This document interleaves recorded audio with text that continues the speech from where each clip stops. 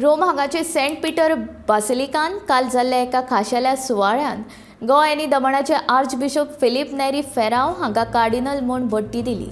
Christian धर्माचे सर्वोच्च धर्मगुरू पॉप फ्रांसीस हांचे हस्तुकी 19 जाणांक हो भोवमान फावो जालो.